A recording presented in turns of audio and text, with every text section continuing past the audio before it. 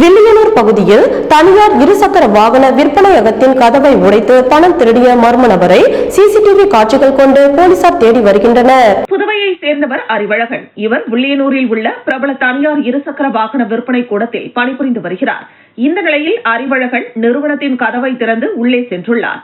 அப்போது நிறுவனத்தின் பின்புறத்தில் உள்ள கதவு உடைக்கப்பட்டிருப்பதை கண்டு அதிர்ச்சியடைந்தார்.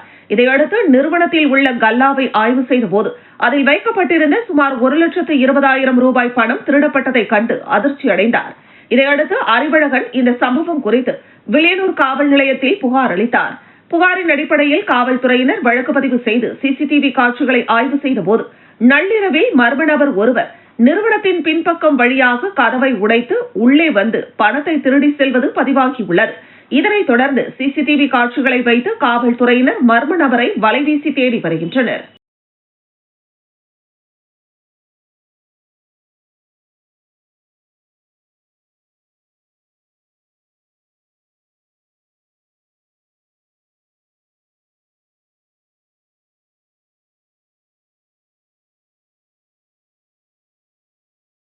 ஓடும் பேருந்தில் மூதாட்டியிடம் நகை பறித்த பெண்ணை போலீசார் கைது செய்து 6 பவுன் தங்க கட்டிகள் மற்றும் 3 லட்சம் ரூபாய் பறிமுதல் செய்யப்பட்டது. புதுச்சேரி அருகே உள்ள சோரப்பட்டு கிராமத்தை சேர்ந்தவர் சம்பந்தம். அவரது மனைவி மலர்கொடி. முதியவர்களான இவர்கள் 2 பேரும் கடந்த 19ஆம் தேதி சோரப்பட்டு பகுதியில் இருந்து தனியார் பேருந்து மூலம் புதுவைக்கு வந்து கொண்டிருந்தனர். முருகா திரையரங்கம் சந்திப்பில் வந்து இறங்கினர். அப்பொழுது மலர்கொடி கழுத்தில் இருந்த 6 பவுன் தங்கச்சங்கிலி காணாமல் போனது. இதனை கண்டு அதிர்ச்சி அடைந்தனர். இதுகுறித்து அவர்கள் கோரிமேடு காவல் நிலையத்தில் புகார் அளித்தனர்.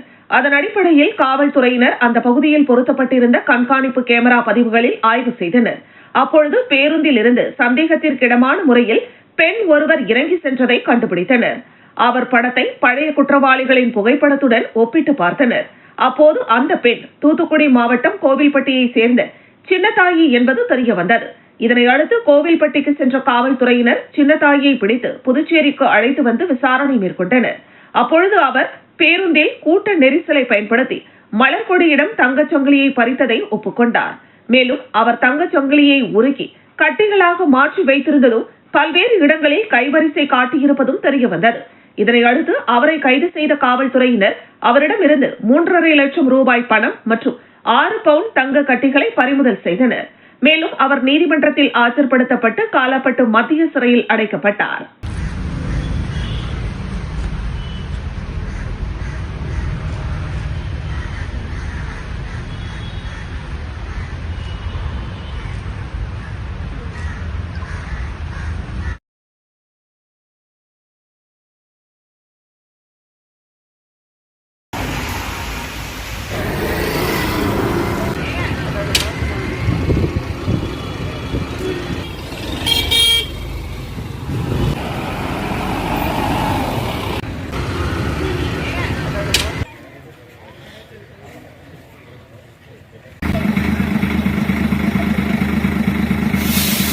திருக்கனூர் பகுதியில் இளைஞரை கொடூரமாக தாக்கிய IRBN காவலர் மற்றும் இளைஞர்கள் மீது கொலை வழக்கு பதிவு செய்ய வலியுறுத்தி விடுதலை சிறுத்தை கட்சியினர் ஜிப்மர் மருத்துவமனையில் ஆர்ப்பாட்டத்தில் ஈடுபட்டனர்.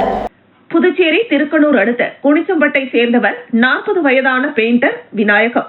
இவர் கடந்த 6ஆம் தேதி இரவு அப்பகுதியில் உள்ள சங்கராபரணி ஆற்றங்கரைக்கு தனது இருசக்கர வாகனத்தில் சென்றுவிட்டு மீண்டும் வீட்டிற்கு திரும்பிக் கொண்டிருந்தார்.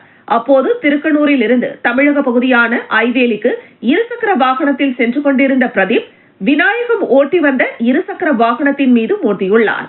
இதில் இருவருக்கும் இடையே தகராறு ஏற்பட்டது. அப்போது அங்கு வந்த பிரதீப் நண்பர்களான ஐவேலியை சேர்ந்த IRBN காவலர் வீரமணி மற்றும் வசந்தகுமார் ஆகியோர் விநாயகத்தை சாதி பெயரை குறிப்பிட்டு தகாத வார்த்தைகளால் திட்டியதுடன் அருகில் இருந்த கல்லால் தாக்கியதாக கூறப்படுகிறது. அதில் தலையில் படுகாயமடைந்த விநாயகத்தை அவ்வழியாக சென்றவர்கள் மீட்டு மண்ணாடிப்பட்டு சமுதாய நலவழி மையத்திற்கு அழைத்து சென்றனர். பின் மேல் சிகிச்சைக்காக ஜிப்மர் மருத்துவமனையில் அனுமதிக்கப்பட்டார். இதுகுறித்து விநாயகத்தின் மனைவி மாரியம்மாள் திருக்கனூர் காவல் நிலையத்தில் அளித்த புகாரின் அடிப்படையில் உதவி ஆய்வாளர் பிரியா மற்றும் காவலர்கள் IRBN காவலர் வீரமணி, வசந்தகுமார், பிரதீப் ஆகியோர் மீது கொலை முயற்சி, SC/ST வன்கொடுமை உள்ளிட்ட 3 பிரிவுகளின் கீழ் வழக்கு பதிவு செய்து விசாரணை மேற்கொண்டு வருகின்றனர்.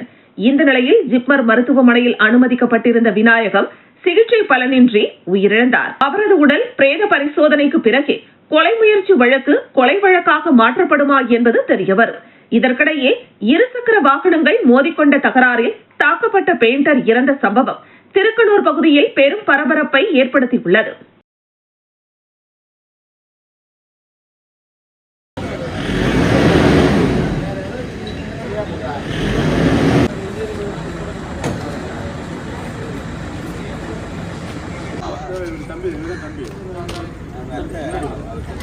அப்படின்னா ஓவர் பண்ணிட்டு இருக்கிறான்.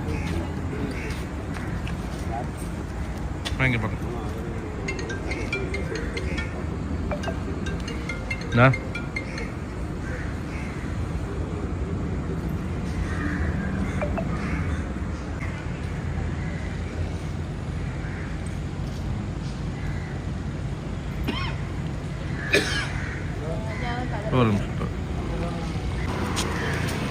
6 வயது சிறுமியிடம் பாலியல் வன்கொடுமையில் ஈடுபட்ட 48 வயது தொழிலாளிக்கு 5 ஆண்டு சிறை தண்டனை விதித்து புதுச்சேரி போக்சோ விரைவு நீதிமன்றம் தீர்ப்பளித்துள்ளது. விழுப்புரம் மாவட்டம் மாம்பழப்பட்டு பகுதியைச் சேர்ந்தவர் பழனி. விவசாய கூலி தொழிலாளியான இவர் புதுச்சேரி நெட்டப்பாக்கத்தில் உள்ள தங்கையை பார்ப்பதற்காக அவரது வீட்டிற்கு அடிக்கடி செல்வது வழக்கம்.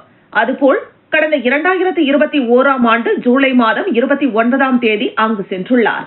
அப்போது அங்கு 6 வயது சிறுமி ஒருவர் வீட்டின் அருகே விளையாடிக் கொண்டிருந்தார். பழனி அந்த சிறுமியை ஏமாற்றி அதே பகுதியில் உள்ள கூரை வீட்டிற்கு கடத்தி சென்று பாலியல் வன்கொடுமை செய்துள்ளார். அலறல் சத்தம் கேட்டு அக்கம் பக்கத்தினர் உறவினர்கள் வந்து சிறுமியை பழனியிடம் இருந்து மீட்டுள்ளனர். இதுகுறித்த புகாரின் அடிப்படையில் நெட்டப்பாக்கம் காவல்துறையினர் போக்சோ மற்றும் கடத்தல் பிரிவுகளின் கீழ் வழக்கு பதிவு செய்து பழனியை கைது செய்தனர். இவ்வழக்கு புதுச்சேரி போக்சோ விரைவு நீதிமன்றத்தில் நடைபெற்று வந்தது. விசாரணை முடிவடைந்ததை அடுத்து தீர்ப்பு அளிக்கப்பட்டது. வழக்கினை நீதிபதி சுமதி விசாரித்து குற்றவாளி பழனிக்கு போக்சோ சட்டப்பிரிவு 10 கீழ் 5 ஆண்டுகள் கடுங்காவல் சிறை தண்டனையும், கடத்தல் குற்றத்திற்காக 5 ஆண்டுகள் கடுங்காவல் சிறை தண்டனையும் மற்றும் 20,000 ரூபாய் அபராதமும் விதித்து தீர்ப்பளித்தார். மேலும் தண்டனையை ஏக காலத்தில் அனுபவிக்க வேண்டும் என்றும் பாதிக்கப்பட்ட சிறுமிக்கு அரசு 2 லட்சம் ரூபாய் இழப்பீடு வழங்கவும் நீதிபதி உத்தரவிட்டார். வழக்கில் அரசு தரப்பில் சிறப்பு வழக்கறிஞர் பச்சையப்பன் ஆஜரானார்.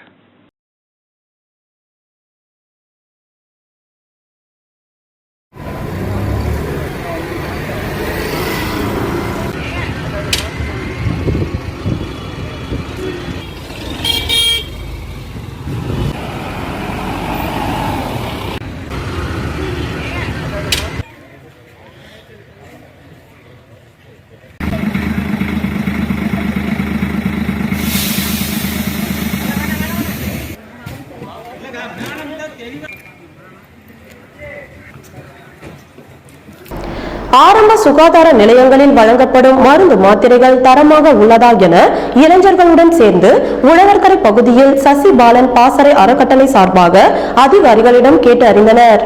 நெட்டப்பாக்கம் ஆரம்ப சுகாதார நிலையத்தில் தடுப்பூசி செலுத்திய குழந்தை இறந்ததை தொடர்ந்து புதுச்சேரி உழவர்கரை சட்டமன்ற தொகுதிக்குட்பட்ட ரெட்டியார்பாளையம் ஆரம்ப சுகாதார நிலையத்தில் வழங்கப்படும் மருந்துகள் காலாவதி தேதிகள் மற்றும் சேமிப்பு முறைகள் குறித்து சசிபாலன் பாசறை அறக்கட்டளை சார்பாக வழக்கறிஞர் சசிபாலன் மற்றும் அவரது ஆதரவாளர்கள் நேரடியாக சென்று சுகாதாரத்துறை அதிகாரிகள் மற்றும் மருத்துவர்களிடம் இதுகுறித்து கேட்டறிந்தனர்.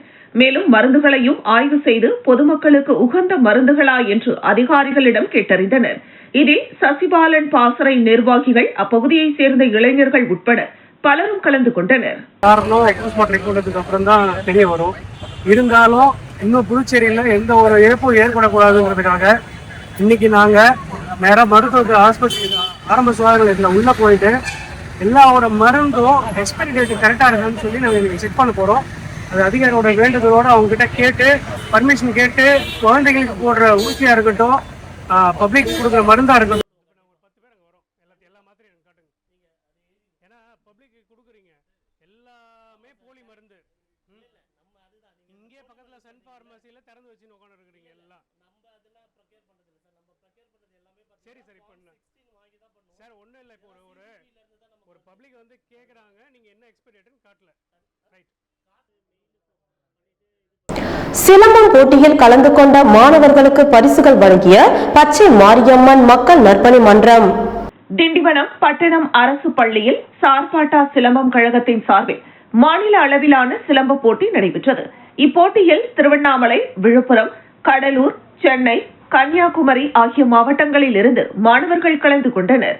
இதில் புதுச்சேரியில் இருந்து மணி பாலகிருஷ்ணன் வீர விளையாட்டுக் கழகம் சார்பில் 30க்கும் மேற்பட்ட மாணவ மாணவிகள் கலந்து கொண்டு முதல் மற்றும் 2ஆம் இடத்தை பிடித்து சாதனை படைத்தனர். இப்போட்டிக்கு பச்சை வாழியம்மன் மக்கள் நற்பணி மன்றம் சார்பில் கர்ணன் என்கிற மனோகரன் அவர்கள் நிதியுதவி கொடுத்து வழி அனுப்பி வைத்தனர். போட்டியின் பயிற்சியாளர்கள் சங்கர், இளங்கோ, முத்துக்குமரன், சுரேந்தர், சாதனா ஆகியோர் கலந்து கொண்டனர். PCR காவல் கண்காணிப்பாளரை கண்டித்து முற்போக்கு மாணவர் கழகத்தினர் காவல் நிலையத்தை முற்றுகையிட்டு போராட்டத்தில் ஈடுபட்டனர். மாணவன் சஞ்சயை வன்கொடுமை செய்த IGMC மற்றும் RI இயக்குனர் உதயசங்கர் மற்றும் பேராசிரியர்கள் வசந்தி, உமா, நித்யா ஆகியோர் மீது வழக்கு பதிவு செய்யாததை கண்டித்தும், காலாப்பட்டு பகுதியைச் சேர்ந்த அபிராமி அளித்த புகாரில் உரிய பிரிவுகளின் கீழ் வழக்கு பதிவு செய்ய மறுப்பதை கண்டித்தும் முற்போக்கு மாணவர் கழகத்தின் சார்பில் PCR செல் காவல் நிலையத்தை முற்றுகையிட்டு போராட்டம் நடைபெற்றது. முற்போக்கு மாணவர் கழகத்தின் மாநில செயலாளர் தமிழ்வாணன் தலைமையில் நடைபெற்ற இந்த போராட்டத்தில் மாணவரணி நிர்வாகிகள் சிவச்சந்திரன், ஆதிரை, உதய பாஸ்கர், சண்முகம், பெரியார் சிந்தனையாளர் இயக்க மாநில தலைவர் தீனா மற்றும் மனித உரிமை ஆர்வலர் காளிதாஸ் உள்ளிட்ட 50 பேர் கலந்து கொண்டனர். போராட்டத்தில் ஈடுபட்டவர்களை தன்வந்திரி காவல்துறையினர் கைது செய்தனர்.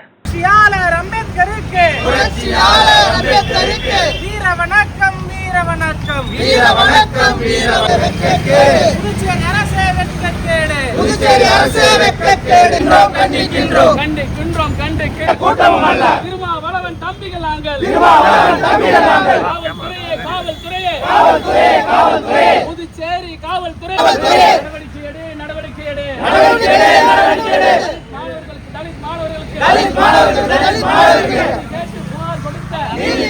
என்ஆர் காங்கிரஸ் பாஜக கூட்டணி அரசாங்கம் தலித் மக்கள் கொல்லுவதை தலித் மக்கள் கொலை. புதுச்சேரி முத்தியால்பேட்டை தொகுதியில் ராஜச்சந்திரு அறக்கட்டளை சார்பில் நடைபெற்ற மருத்துவ முகாமை அறக்கட்டளை நிறுவனர் ராஜச்சந்திரு தொடங்கி வைத்தார். புதுச்சேரி முத்தியால்பேட்டையில் உள்ள ராஜச்சந்திரு அறக்கட்டளை அலுவலகத்தில் இலவச மருத்துவ முகாம் நடைபெற்றது. பிம்ஸ் மருத்துவமனை மருத்துவர்கள் மூலம் தொடங்கப்பட்ட இந்த மருத்துவ முகாமினை அறக்கட்டளை நிறுவனர் ராஜச்சந்திரு தொடங்கி வைத்தார். இதில் கலந்து கொண்ட பொதுமக்களுக்கு சர்க்கரை அளவு, ரத்த அழுத்தம் உள்ளிட்ட மருத்துவ பரிசோதனைகள் செய்யப்பட்டு மருத்துவர்களின் ஆலோசனைகளும், மருந்துகளும், மாத்திரைகளும் இலவசமாக வழங்கப்பட்டது. இதில் ஏராளமான பொதுமக்கள் கலந்து கொண்டு பயன்பெற்றனர். பின்னர் செய்தியாளர்களை சந்தித்த ராஜச்சந்திரு, முத்தியால்பேட்டை தொகுதி மக்கள் அனைவரும் ராஜச்சந்திரு அறக்கட்டளை அலுவலகத்தில் வாரம் 2 முறை புதன், வியாழன் அன்று இலவச மருத்துவ முகாம் நடைபெற உள்ளது. இதை பயன்படுத்திக் கொள்ளுமாறு கேட்டுக் கொண்டார். மருந்துகளும் இலவசமாக வழங்கப்படுகிறது. அது மட்டுமின்றி கர்ப்பிணி பெண்களுக்கு மருத்துவ முகாம் மற்றும் பிரசவ செலவு அனைத்தையும் ராஜச்சந்திரு அறக்கட்டளை மூலமாக இலவசமாக அளிப்பதாக தெரிவித்தார். அறக்கட்டளை மூலமாக வாகன வசதி உள்ளது. கர்ப்பிணி பெண்கள் பிரசவத்திற்கு சென்று குழந்தை பிறந்து வீடு வரும் வரை வாகனம் இலவசமாக வழங்கப்படும். அது மட்டுமின்றி வாரம் 2 முறை சனிக்கிழமை சைவ உணவு, ஞாயிற்றுக்கிழமை அசைவ உணவு வழங்கப்படும். முத்தியால்பேட்டை மக்கள் பயனடையுமாறு கேட்டுக்கொள்வதாகவும், மேலும் எங்கள் சேவை மக்களுக்கு தொடர்ந்து வழங்கப்படும் என்றும் அவர் தெரிவித்தார்.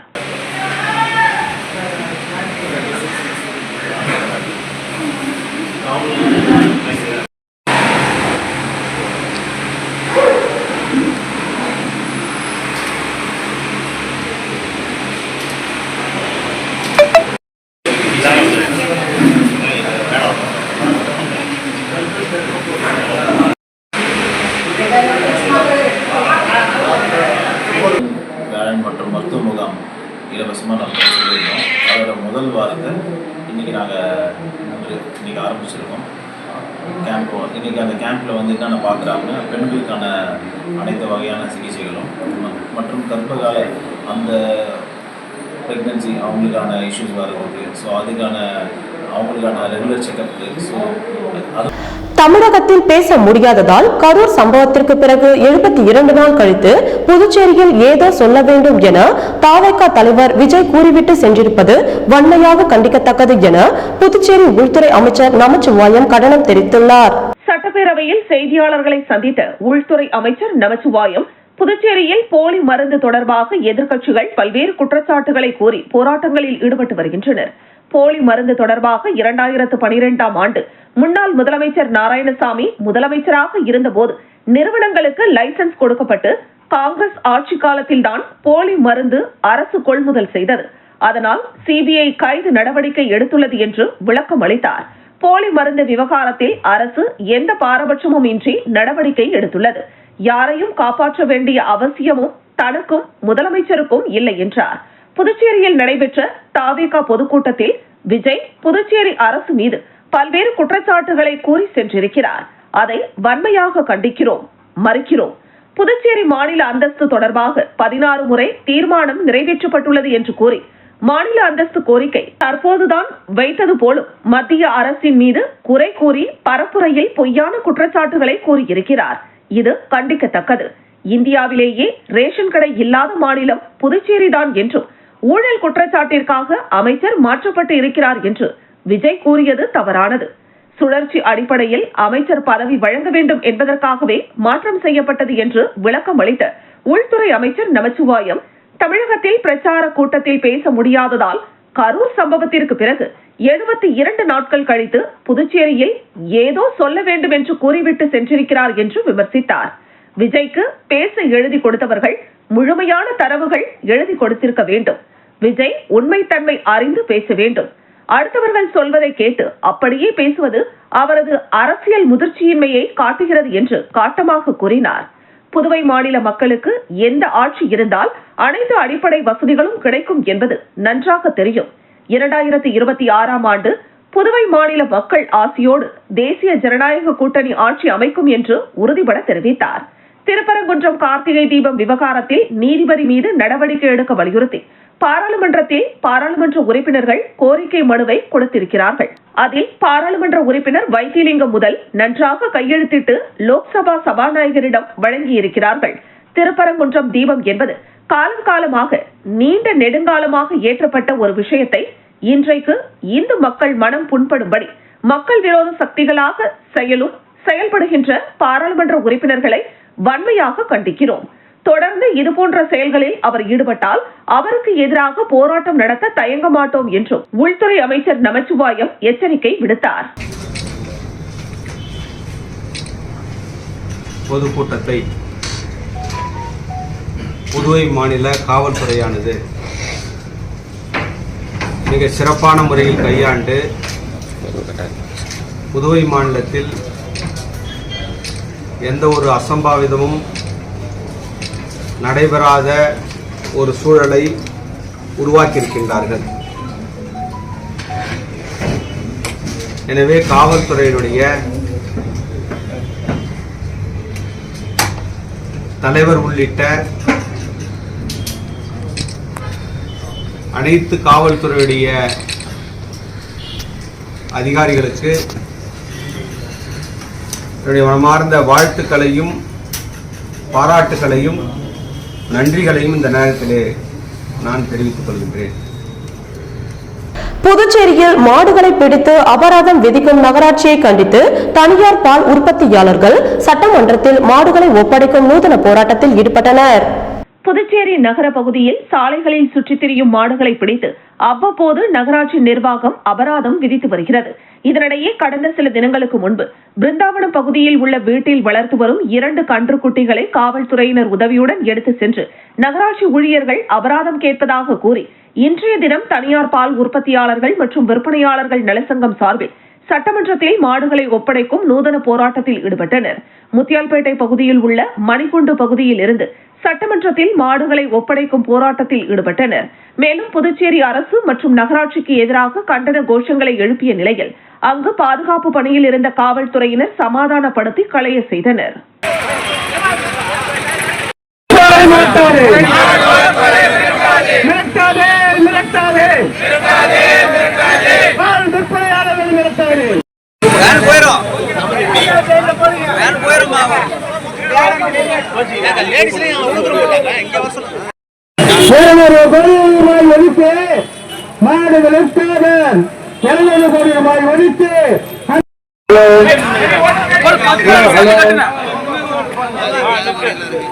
புதுச்சேரி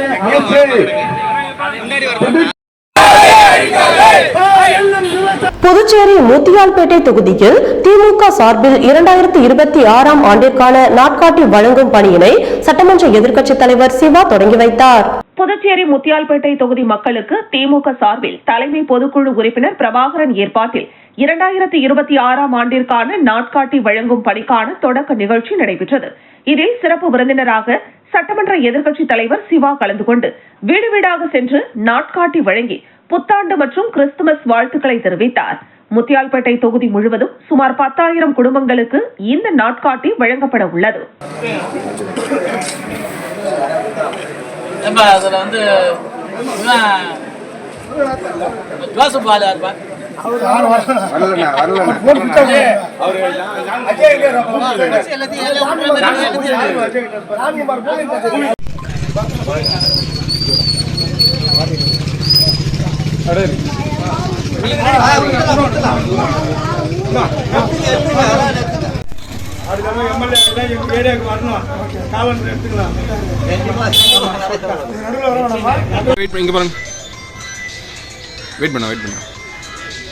வெயிட் பண்ண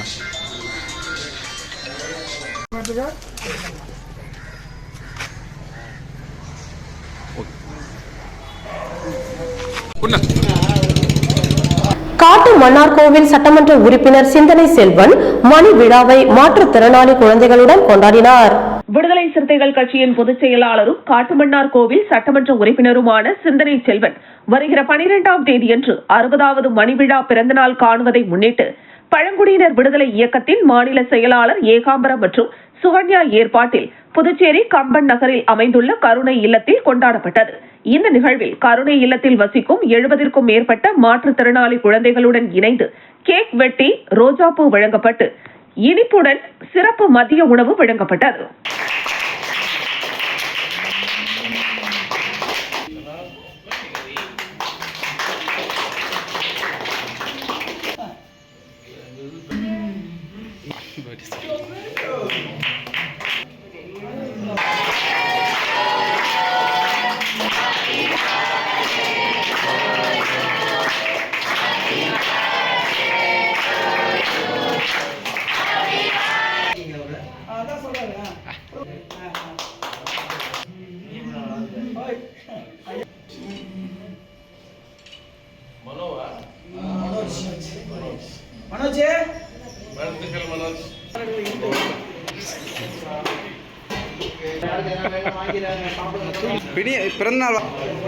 இந்திரா நகர் தொகுதிக்குட்பட்ட இஸ்ரவேல் நகரில் அமைந்துள்ள விநாயகர் ஆலயத்தின் திருப்பணிக்கு காங்கிரஸ் பொறுப்பாளர் ராஜாகுமார் நன்கொடை வழங்கி பணிகளை தொடங்கி வைத்தார்.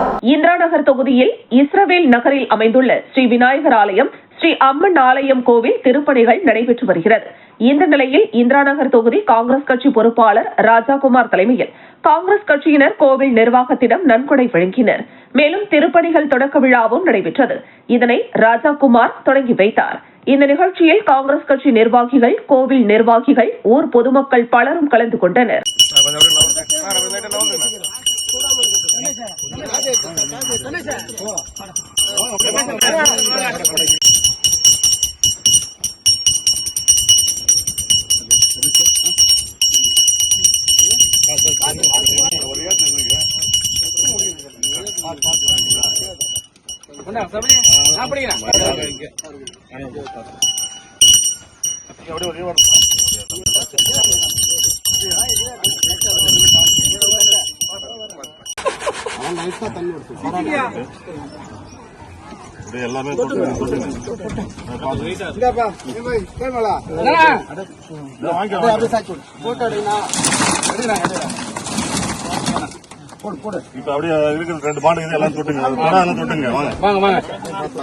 ஏம்பலம் தொகுதியில் அன்னை சோனியா காந்தி அவர்களின் பிறந்தநாளை ஒட்டி நலத்திட்ட உதவிகள் வழங்கும் விழா மாநில செயலாளர் மோகன்தாஸ் அவர்களின் தலைமையில் குடியிருப்பு பாளையம் பகுதியில் நடைபெற்றது.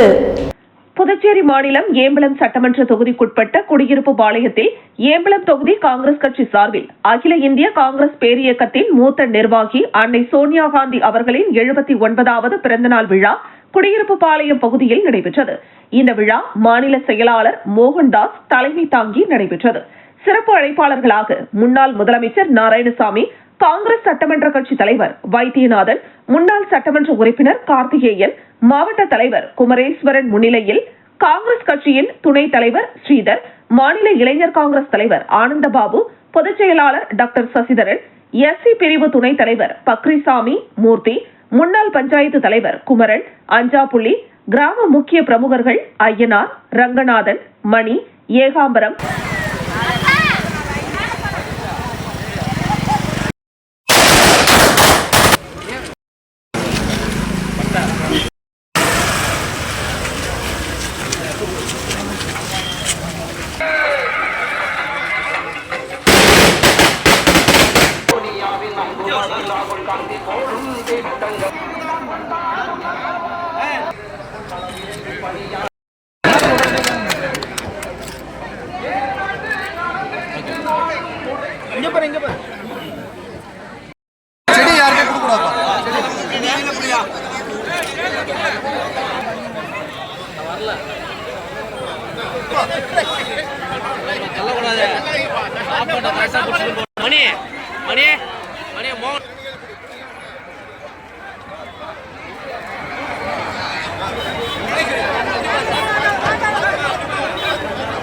கடலூர் கிழக்கு மாவட்டம் கடலூர் மத்திய ஒன்றிய நிர்வாகிகள் ஆலோசனை கூட்டம் சிங்கிரிக்குடி கிராமத்தில் உள்ள சமுதாய நலக்கூடத்தில் மத்திய ஒன்றிய கழக செயலாளர் மகேஷ் என்ற ராஜாமணி அவர்களின் தலைமையில் நடைபெற்றது.